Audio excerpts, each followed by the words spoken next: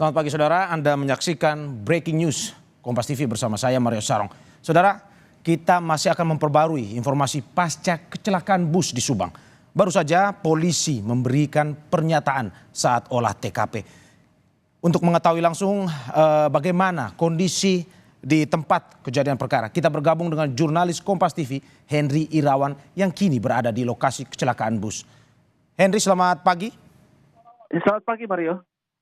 Henry, apa pernyataan polisi yang baru saja Anda wawancarai di tempat olah TKP itu? Ya baik Mario dan juga saudara, baru saja kami mewawancarai Wadir Lantas Direktorat Lalu Lintas Polda Jawa Barat Edwin Apadi yang mengatakan bahwa pagi ini pihaknya bersama Polres Subang melakukan olah TKP, yakni diawali dengan pengukuran dan penandaan di lokasi kecelakaan. Namun untuk melakukan penandaan dan pengukuran ini membutuhkan waktu lama karena memang area kecelakaan yang terjadi pada Sabtu petang kemarin memiliki jalur yang panjang dan area yang cukup luas sehingga membutuhkan waktu lama. Yang selanjutnya setelah dilakukan pengukuran dan penandaan ini, selanjutnya akan dilakukan pencitraan atau pemotretan 3 dimensi yang akan dilakukan setelah pengukuran dan pemetaan ini selesai. Seperti yang kita lihat, pihak kepolisian masih terus melakukan pengukuran jarak yang maksud kami jarak yang ada di lokasi ini dari satu titik ke titik lain.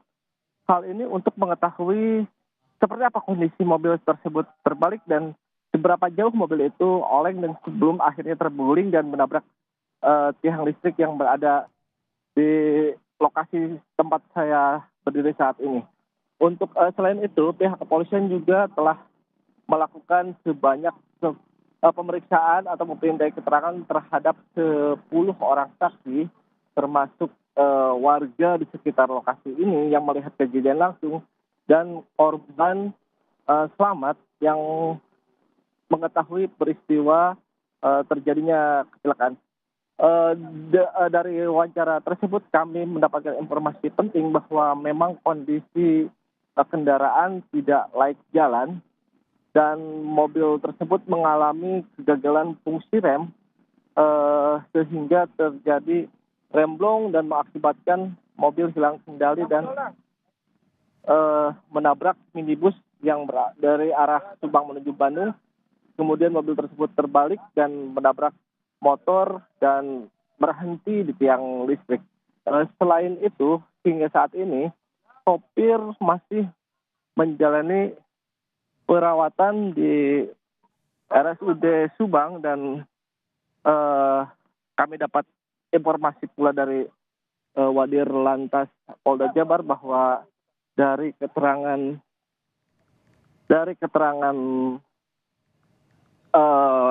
Edwin Apadi bahwa kondisi supir saat ini sudah membaik dan sudah dimintai keterangan secara verbal. Namun setelah kondisinya membaik, supir akan kembali dimintai keterangan agar situasi atau kondisi tepat di lapangan saat terjadinya kecelakaan bisa diketahui dengan jelas.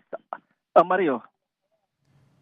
Ya, Henry, karena pada akhirnya kita akan melihat terkait dengan olah TKP ini pasti akan berdasarkan keterangan dari para saksi. Apakah sampai saat ini mungkin tadi dari Wadir Lantas sudah memberikan bocoran terkait dengan keterangan para saksi yang mungkin nanti akan dibutuhkan pada saat olah TKP? Iya baik, hingga sejauh ini pihak kepolisian sudah memeriksa sebanyak 10 saksi yang merupakan penumpang bus, supir bus, kernet bus, dan beberapa saksi lain yang berada di sekitar lokasi. Namun pihak Gakum Direktorat Lalu Lintas Polda Jawa Barat sendiri menyatakan bahwa tidak ada maksud kami kemungkinan bahwa saksi akan terus bertambah sesuai kebutuhan untuk mengetahui secara pasti penyebab kecelakaan ini terjadi. Mario. Ya Henry, mungkin ada sedikit bocoran yang bisa diceritakan kepada kita terkait dengan apa saja mungkin keterangan saksi karena terkait kecelakaan ini. Terakhir kita mendengar bahwa ini diduga ini karena rem blong dari bus tersebut. Apakah memang di olah TKP ini mungkin akan mencari sesuatu yang lebih pasti dari penyebab kecelakaan itu, atau sebenarnya ingin mencari apa sebenarnya? Mungkin ada keterangan saksi yang berbeda atau bagaimana yang bisa disampaikan kepada kita? Oke, dari wawancara kami dengan Wadir Lantas Polda Jawa Barat, bahwa setelah memeriksa 10 orang saksi tersebut, diketahui bahwa sebelumnya memang kondisi bus yang melaju dari arah Bandung menuju Subang mengalami mati mesin dan sehingga mengalami kegagalan fungsi pengereman.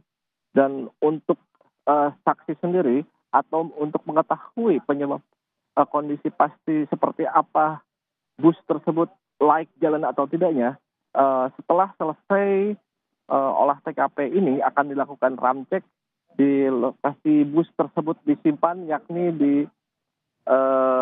terminal Subang. Sehingga setelah dilakukan ramcek dan dianalisis, maka akan diketahui apa sebenarnya penyebab yang terjadi. Apakah ini akibat kelalaian dari pengemudi, ataukah hal kecelakaan tersebut diakibatkan karena adanya kerusakan pada sistem kendaraan. Mario. Ya Henry, seperti yang tadi Anda sampaikan juga terkait dengan masih mencari titik pastinya kenapa pada akhirnya kecelakaan ini bisa terjadi. Apakah remblong ataupun masih diduga hal-hal lainnya setelah olah TKP ini. Apakah mungkin dari Wadir Lantas tadi Henry mungkin sedikit membocorkan terkait dengan layak jalan yang seperti Anda singgung tadi dari bus yang digunakan. Apakah memang sampai saat ini sudah ada investigasi dari pihak kepolisian terhadap bus tersebut? Apakah memang tidak layak jalan ataukah memang sudah memenuhi izin atau bagaimana akhirnya sehingga bisa mengangkut para korban? Ya, untuk sementara atau dari hasil pemeriksaan sementara pihak kepolisian terhadap saksi dan surat-surat yang ada dalam kendaraan tersebut, bahwa diketahui mobil tersebut keluaran tahun 2006, sehingga mobil tersebut sudah berusia 18 tahun dan kondisi tersebut menurut pihak kepolisian bahwa mobil tersebut sebenarnya tidak layak jalan dan harus dilakukan perawatan secara seksama, karena terbukti bahwa saat terjadinya kecelakaan mobil tersebut, dari keterangan sejumlah saksi, bahwa mobil tersebut sempat mengalami mati mesin dan kegagalan fungsi pengereman. Untuk kondisi mobil tersebut seperti apa, pemeriksaan secara teliti atau investigasi atau ramcek yang akan dilakukan terhadap kendaraan tersebut belum dilakukan dan baru akan dilakukan setelah olah TKP ini selesai dilaksanakan oleh pihak kepolisian. Mario. Ya Hendy, terima kasih atas laporannya dan kita masih menunggu terus update terkait dengan olah TKP ini, dan visual yang Anda